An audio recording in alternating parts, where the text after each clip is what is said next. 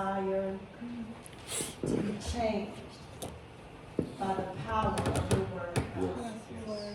And Lord, the only thing that says that it will cut to the marrow of the bone and change us is your word. Yes. So Father, as you've given Pastor a word, you knew exactly how many souls will be in his ways. Yes. And exactly what each one of us need today, God. Yes. Open up our ears, God, that we would hear what the Spirit would say, Father. Yes. And then as we hear, put feet that will go and run. And be quick to do what your word has to tell us to do. Yeah. Bless him, Father. We thank you for our pastor, for we ask this in Jesus' name. Amen. Amen. Amen. Hallelujah. Hallelujah. So good morning, church family. Good morning, church family. It is always an honor to be here, and I'm excited. I'm excited what God is doing in this place. I'm excited what God is doing in the lives of you individually and even in my life. God is truly good. So this is a great day to have a great day, because this is the day that the Lord has made. We will rejoice and be glad in it. Amen. So last week, we started in what's going to be a 4-part series. We were in the book of Genesis, and we were looking at the life of Joseph. Joseph, he was his father was Jacob, the patriarch of the Old Testament. And so the main theme, or the main point to the message last week, was the divine providence of God. The divine providence of God. Well, this is the continuation. It has the same point. The main theme is the divine providence of God. Now, if you were here last week, you may remember that I explained the divine providence of God in this way. God is sovereign and in total control of all things. Through his infinite wisdom and his infinite love, God sovereignly directs or allows all things to happen in the universe in order to accomplish his will. So last week we looked at the first 11 verses of Genesis 37, and we discovered several things by looking at those first 11 verses. For one, we discovered that Joseph, he was raised in a dysfunctional family, a very dysfunctional family. And it was dysfunctional for many reasons. But one of the reasons why it was dysfunctional is that Daddy Jacob, he had 4 wives in the same house at the same time. Now, we can literally stop right there when we talk about dysfunction. He had 4 wives in the same house at the same time. Now, Joseph, he was one of 12 boys. He was next to the youngest, and the youngest was Benjamin, the brother Benjamin. He was the youngest. And Benjamin and Joseph, they were the only 2 of the 12 that had the same mother. Their mother was Rachel. Now, Jacob outwardly showed favoritism towards Joseph, and that caused a lot of friction. It caused a lot of hurt in the household. In fact, we were told in those first 11 verses that the brothers hated him. They absolutely hated their brother Joseph. So then we looked at 2 dreams. Joseph had 2 dreams. And both of the dreams basically meant the same thing. The first dream he told to his brothers. The second dream he told to his brothers and his father. And basically what they meant was, the dreams meant that he was going to be the ruler. He was going to rule over his family one day, and that they were going to bow down to him. And we saw that his father was kind of upset, and he rebuked him. Daddy Jacob rebuked Joseph for that dream. But then the passage ended saying that he kept the matter in mind. Jacob kept the matter. He kept the dreams that Joseph told him in mind. And he said that the reason that he kept it in mind is that Jacob was well aware that God spoke to people many times through dreams in the Old Testament times. In fact, God has spoken to Jacob himself on several occasions. So he kept it in mind, thinking that, well, maybe this is from God. Maybe this is from God. So with that background, we're going to continue on. I'm not going to ask you to stand for the reading of the word as we normally do, but we're just going to continue on at verse 12.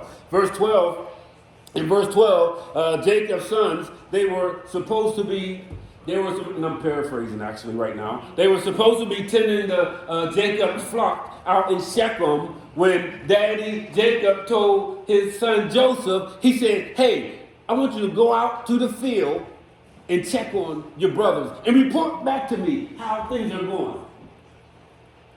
Now, based on what we know, based on the hatred that we know that the brothers had towards Joseph, is that a good idea? You think that was a good idea for Jacob to tell his son to go out there and check on his brothers? When Joseph went out to check the fields for his brothers, he went to the fields of Shechem, and they weren't there. They weren't there. So what they did was Joseph found this man that was in the area, and he went up to him and he said, hey, I'm looking for my brothers, paraphrasing again. I'm looking for my brothers. Have you seen them? And the man said, yeah, I did see them. In fact, they left, and I heard them saying that they were going to go up to Dothan. Now, Dothan was 15 miles north of Shechem.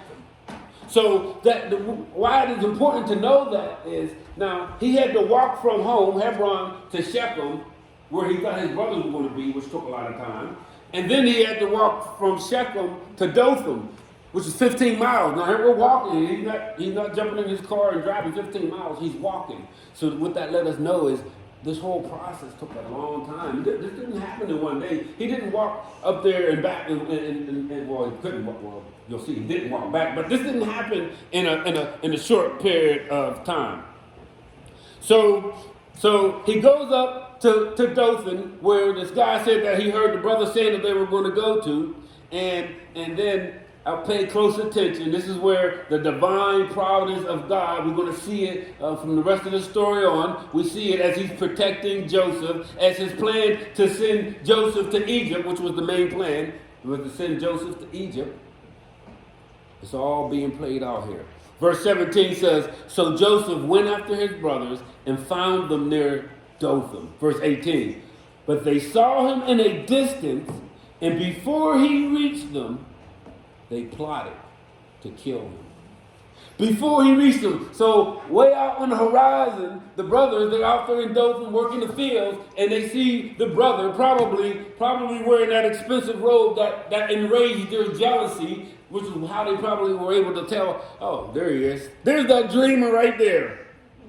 Verse 19, that's what it says. This is verse 19. It says, here comes that dreamer. Come now, let's kill him and throw him into one of these cisterns or pits and say that a ferocious animal devoured him. So here we see the brothers, who, by the way, in case you didn't know, they were the tribes of Israel. There were 12 tribes, well, they were named after these brothers.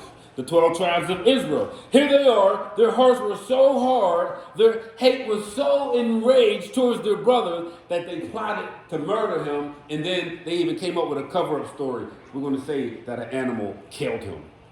They were trying to make sure that Joseph's dream would be just that, a dream that would never come true. Now, as you sit there and you listen to the story, and as you read the story, you may be wondering, well, did they really have the heart to kill their brothers? Like a lot of times, we say things and we don't really mean it. You know, did they really have the heart to kill their brothers?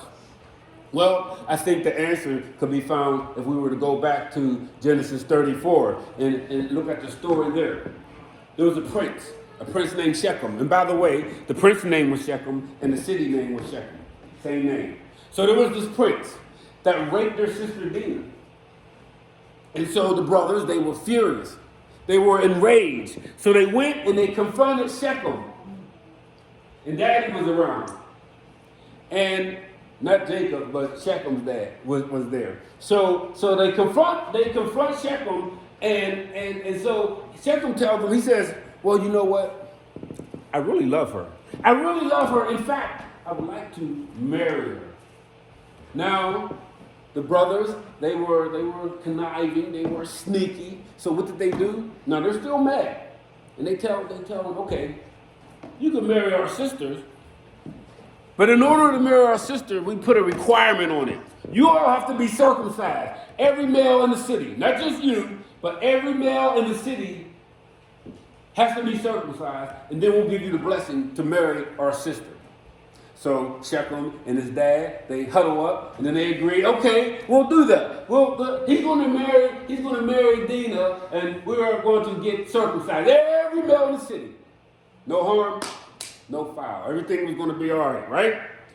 Well, verse 25 of chapter 34 tells us that after all the men got circumcised, all the men in the city, it says this, while all of them were still in pain, circumcision is a painful thing, especially as an adult, 2 of Jacob's sons, Simeon and Levi, Dinah's brothers, took their swords and attacked the unsuspecting city, killing every male. This is a true story. They were mass murderers. They went out and they killed.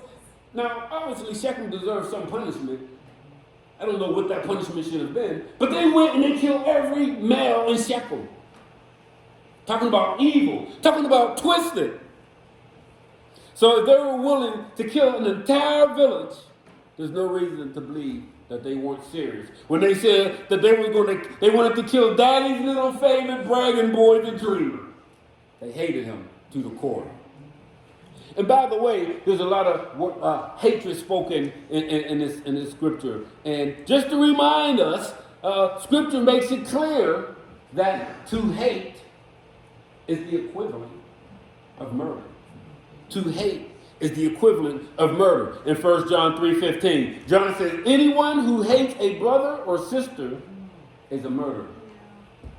Anyone who hates a brother or sister is a murderer. And John was just echoing Jesus' teaching in Matthew 5, where Jesus basically says the same thing. He says to hate the brother or sister is to murder them in your heart. You see why it's so important that we don't store up and live with hate within us. Jesus considered hate the equivalent of murder. Don't raise your hand, but anyone in here have feelings of hate that you're harboring? So Joseph's brothers, they hated. They hated. We're told 3 times in the first 11 verses that they hated Joseph. It says, then they hated him all the more after he told them the dream. And although they didn't physically murder Joseph, because of the hate that they had towards him, they were murderers, but they had murder in their hearts. Now, as I'm looking at this story, one of the questions that was popping to my mind is, now Jacob knew, he had to know that his sons were filled with jealousy, filled with envy towards Joseph. Why would he send Joseph out there to go check on them alone? How dumb, how naive could Jacob have been? And then Joseph goes out there, and this is to make matters worse. Joseph, he agrees, he goes out there with this expensive robe, this robe that represents leadership, the robe that represents I'm in charge. He goes out looking for his brothers with this robe on. How dumb was that? How naive could Joseph have been? Well, here's what we need to know. God was in control. Amen. God is, as a matter of fact, tap your neighbor and tell him God was in control. Now go to the other side, tap your neighbor and say, God is in control. God is in control. He was in control right here, and he was in control right now. The power and the providential hand of God was working through Jacob, was working through Joseph, was working through the brothers, was working through everyone else involved in the story so that God would accomplish his plan and his purpose. You see, God had ordained for Joseph to go to Egypt where he would become the prime minister, the second in charge. And God used the dumb choices of a bunch of mixed up men from a dysfunctional family to accomplish getting Joseph to Egypt. What an amazing God we serve. What an amazing God we serve. And the same principle, by the way, applies to our lives. The same principle applies to each one of us. Whether we're talking about the bad things or the unwise things that we've done, or maybe someone has done something to you that was bad, well, God will take that situation and working to accomplish his plan and his purpose in your life. We've all done some dumb stuff. Raise your hand if you've ever done anything dumb.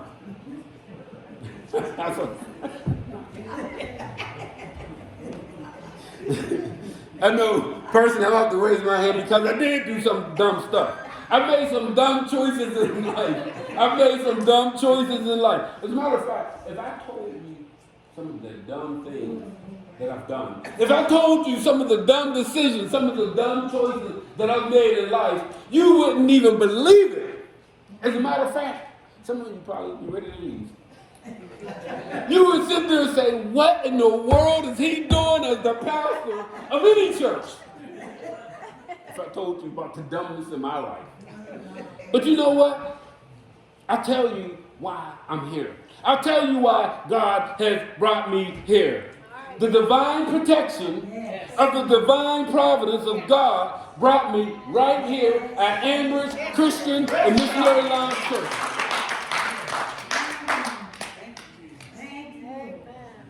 And he did this in spite of me. He did it in spite of the dumb things, the dumb choices that I've made. You see, the path that brought me here, it could have been a lot smoother. It could have been a lot smoother. But see, as I was doing all this dumb stuff, making all these bad decisions and bad choices, what God was doing was he was molding me. He was molding my life. He was forming me to be who he wanted me to be. He was forming my character. Yes. And so that's how I end up here. And likewise, you can trust that God will use all your dumb choices. He will use everything that you did that was unwise. And he will use you if you submit. You have to submit. He will use you if you submit to him.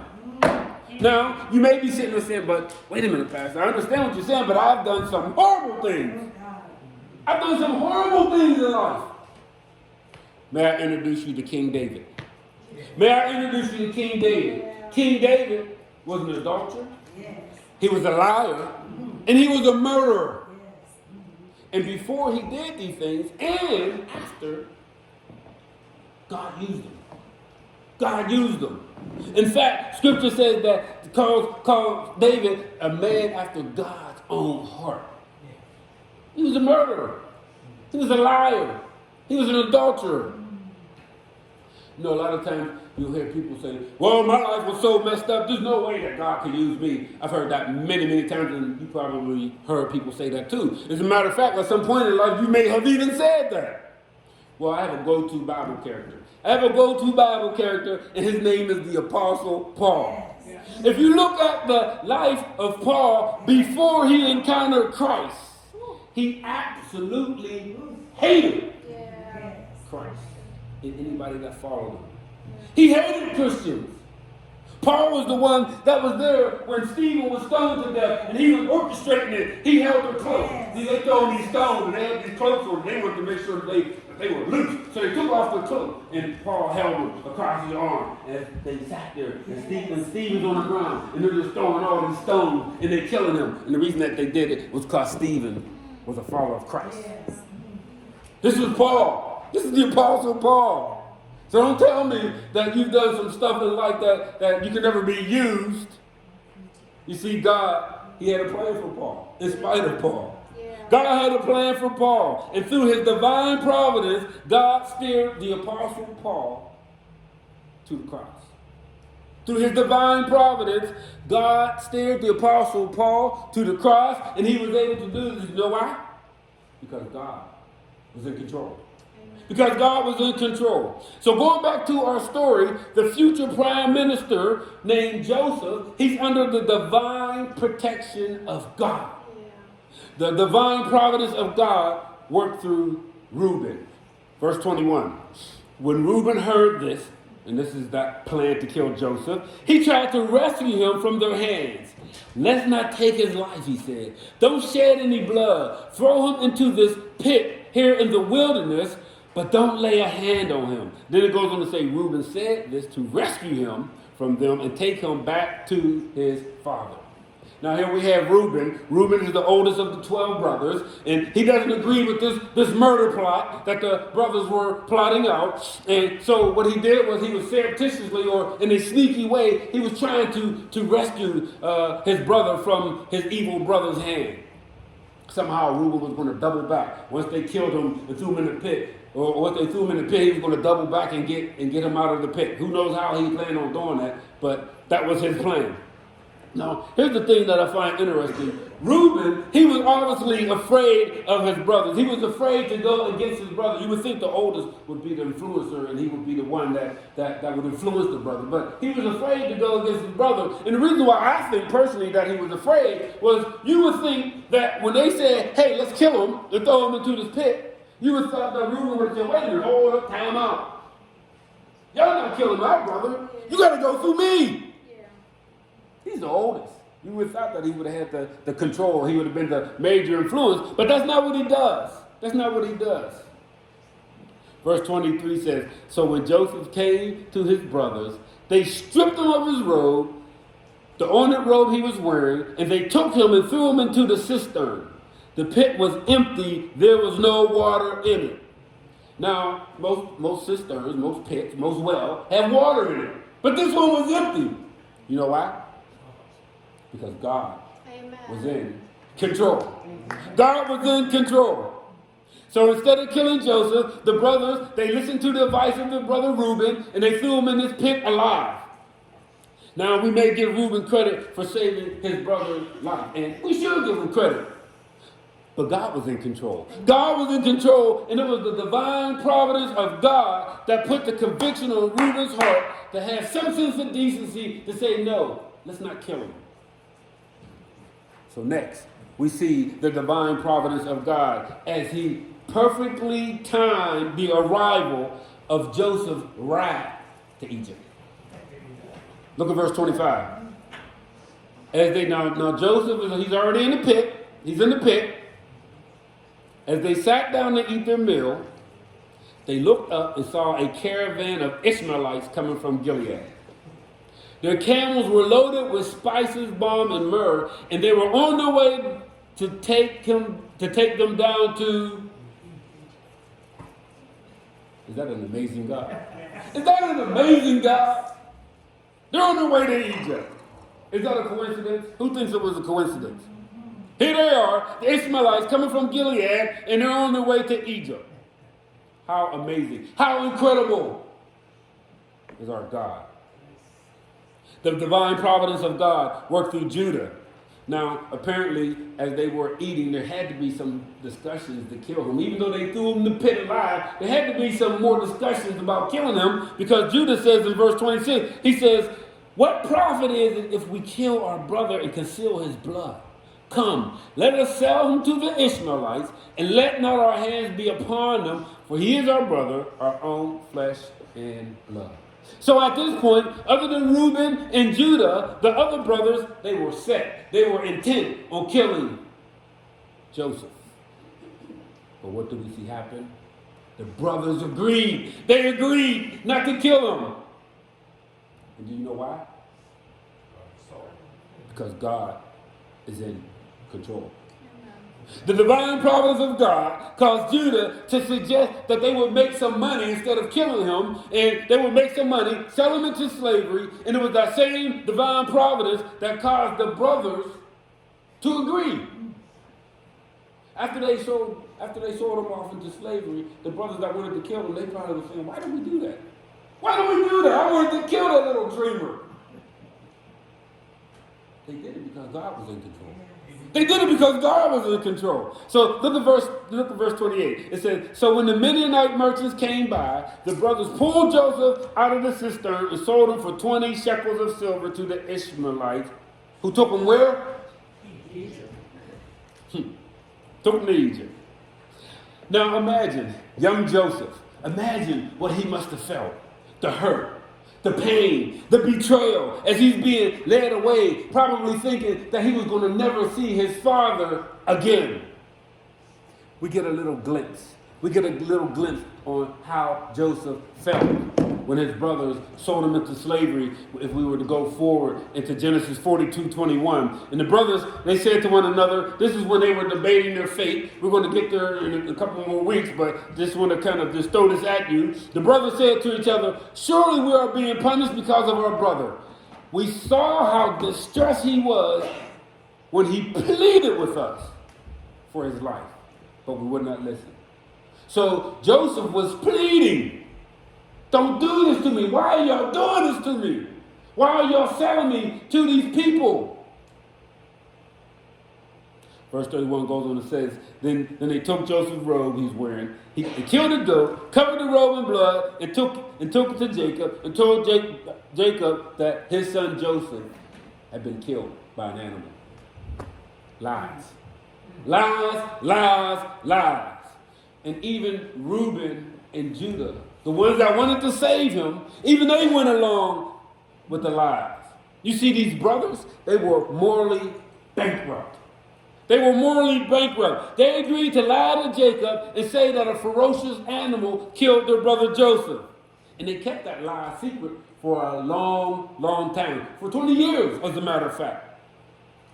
Now the passage goes on to tell us that old man Jacob, that he was devastated. He was devastated when the brothers came back with this blood-stained robe and told their father, examine his robe. Your son has been killed by a ferocious animal.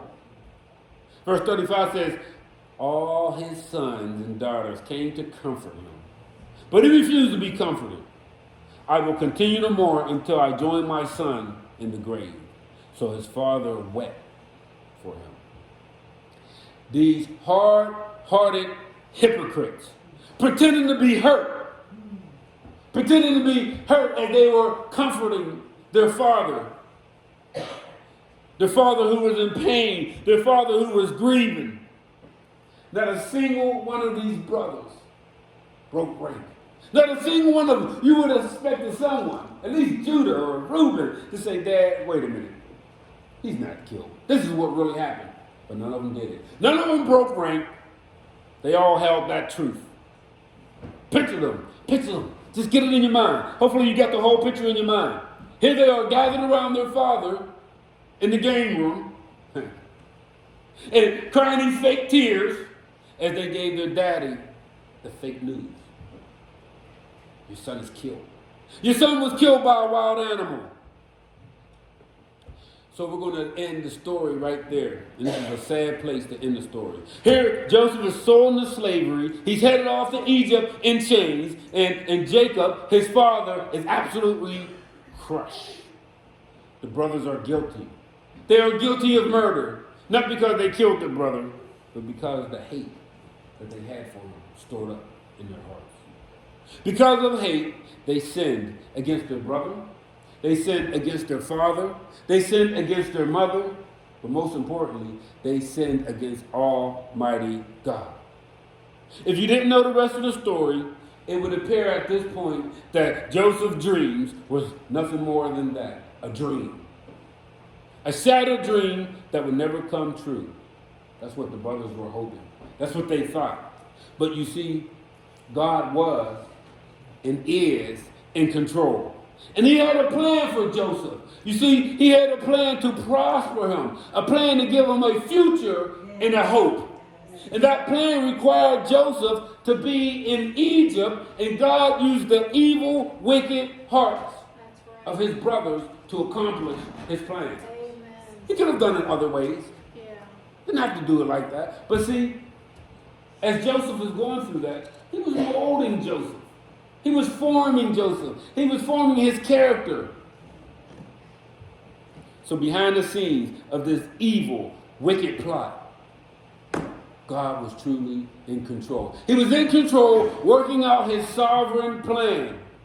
What appeared to be the end for Joseph was only the beginning, as God was setting the stage for Joseph to save his entire family. I'll end this morning by saying this. If you come from a broken family, a dysfunctional home, if you come from a broken past, this story here is for you. If you were betrayed and have lived through mental and psychological anguish, psychological pain based on something that happened in the past, this story is for you. If your life path have led to drugs and alcohol abuse, and maybe in and out of prison a few times, if life seems to be hopeless, this story is for you. This story is for you, and the message is this. Stop focusing on your past and how things appear, and start focusing on the here and now and the God that is in control. Amen.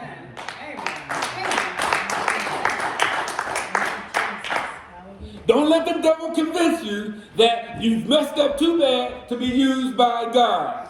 Don't let him convince you that you can't break free and overcome all the garbage that happened in your life in the past. You may have had a dream, and in that dream that you had a future, and you knew what you were going to do. But based on how things happened, you've come to the conclusion that there's no way it's going to happen now. Too many things have happened. Too many bad things have happened. I'm here to tell you that God has a plan for you. A plan to prosper you. A plan to give you a future and a hope. God can take all those bad, hurtful experiences and work them for your good. He can do this. God can use your life experience and put you right where He wants you to be. He can use your past and cause you to do great things in the future. Don't give up hope. There is hope. There's divine hope in our divine Father. There was nothing that Joseph did or that his brothers did that could have stopped the plan of God. And guess what? There's nothing that you have done or anything that anyone has done to you that can stop the plans of God. So this morning I want to encourage you to bring your shattered dreams to Jesus. Bring them to the throne. Bring them to the throne of grace. Allow the Lord to renew your hope as you are going through that struggle, whatever that struggle may be, whatever that bondage may be.